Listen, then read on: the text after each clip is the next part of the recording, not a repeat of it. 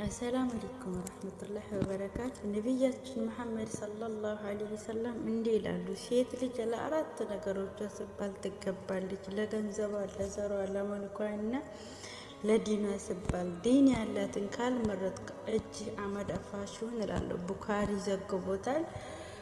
በዚህ የቀጠለው ደግሞ ለትዳር ይዘው የደረሳችሁ አግቡ። ትዳር ርስቅ ውስጥ ነው። አብደላህ ብን መስዑድ ረዲየላሁ ዐንሁ ምንድነው ብሉት ርስኪን የፈለጋት ትዳር ያግባ ይዘወጃሉ። ትዳር ራሱ ርስቅ ነው።